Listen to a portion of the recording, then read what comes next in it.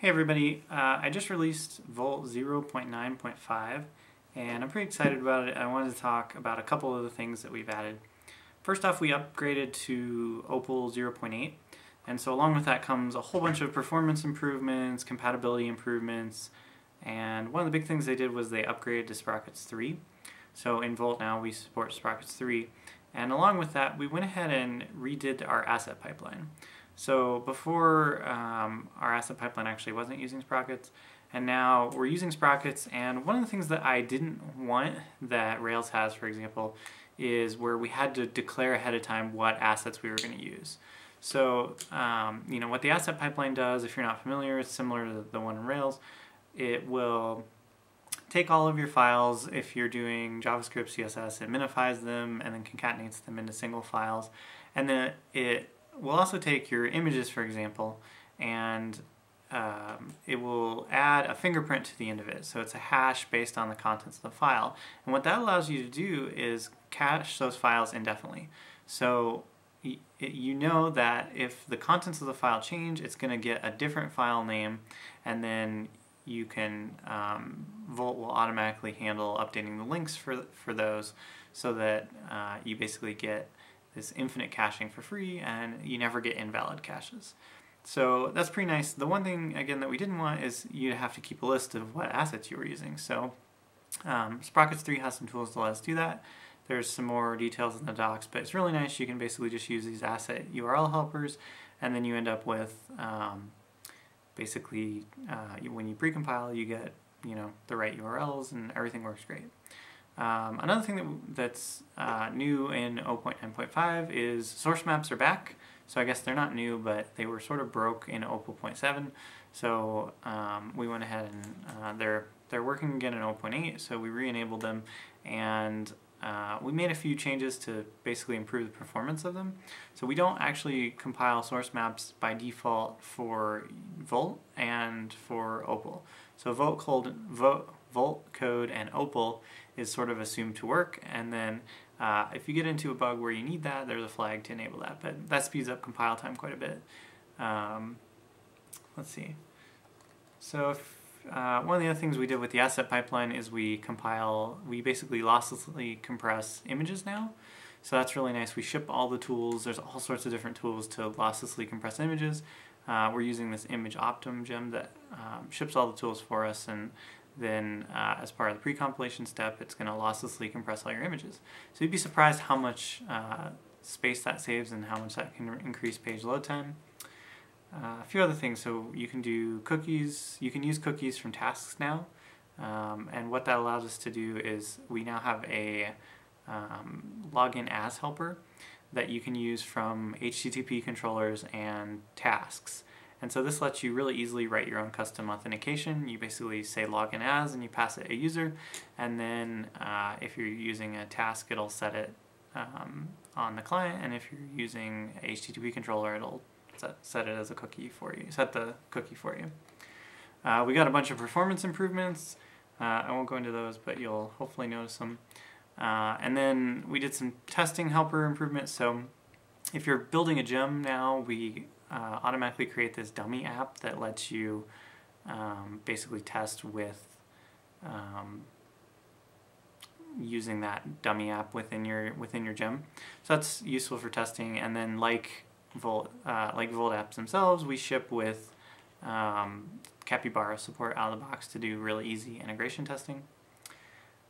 There's a few other things, but I'll let you check out the changelog. If you're coming from an older Volt app, check out the upgrading guide too. And then I wanted to talk just for a second about some of the stuff that we're working on. So if you're new to Volt, you may not have heard, we've been working on support for Sql databases. We actually did a developer survey a little while ago, and we got a ton of feedback, and like 95% of people said the #1 feature that they wanted was SQL database support. So we heard you. We're working on that, and it's most of the way done. Actually, we have all the server-side stuff done, and we're just sort of working on some of the diffing and syncing and client-side API stuff. Along with that, we went ahead and made a whole bunch of changes, refactors to the model layer, to sort of make things work a little better, and those will drop at the same time. And along with that is this data provider API that will basically make it so you can sort of generically write your own adapters between data providers and databases or whatever, and Volt, and get querying on the client side and things like that. Another thing, there's a person on the Gitter chat room who's been helping me with time support. Actually, he's done most of the work, so I won't say helping me, but and I'm really excited about this because I think we may finally have a framework that makes dealing with time and time zones easy. So in Rails, for example, it was better than a lot of frameworks, but I would say you still have this problem of sort of dealing with local time. And Rails gave us a bunch of helpers for that, but it was sort of easy still to actually sort of accidentally screw things up, right? So you would convert a time to local time and back to UTC, and that transition sort of makes things difficult. So what we're doing in Volt is we actually have our own time class that you basically work with all the time when you're working with Volt, and it doesn't have time zones associated with it. It's basically always in UTC, and then there's special methods to sort of print out in a time zone. So if you're calling from the server, you have to pass in the time zone, but the nice thing is those printout methods on the client, they'll just look at the browser's time zone. And you can we'll make it so you can sort of say, okay, this is their actual time zone if that's not the right one, but 99% of the time, you should just be able to work with them, and then really easily get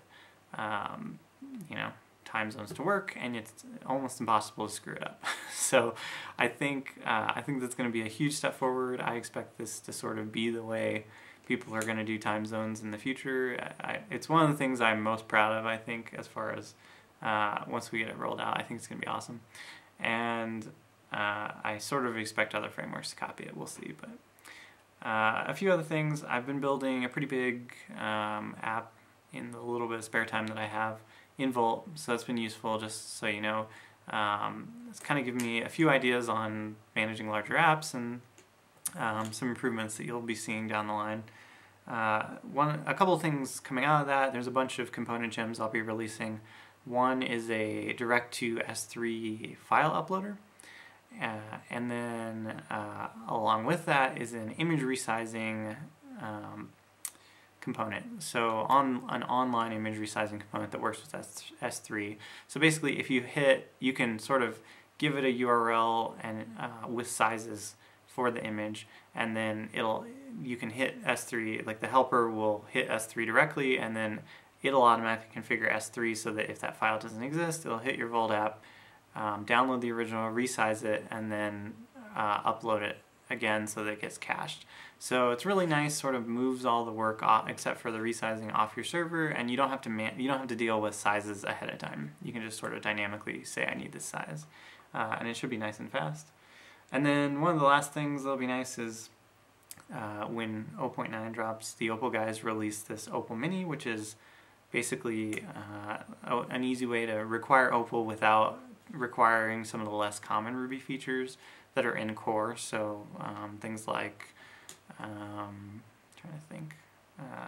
rational and complex numbers. There's a whole bunch of things, but basically should shave off some bytes, and that'll be nice. So I wanted to thank everybody for all the hard work that went into 0.9.5. I wanted to apologize that we don't have the SQL support out yet. We're actually really close, but can't really release it until it's ready. And then once I get the other thing, we're seeing a ton more production apps. So thanks everybody in the community for really, especially in the last month or two, really starting to build a lot more stuff on it. And then once I get some time, I'll put together a list of all the production apps so everybody can take a look. And yeah, thanks for all the support. Speaking of that, if you're interested and able to contribute financially a little bit, that would help us get some stuff done a little quicker. And if you work for a company that's interested in sponsoring, please let me know. I'm at Ryan Stout on the Gitter chat room. And again, just thanks everybody for all the hard work.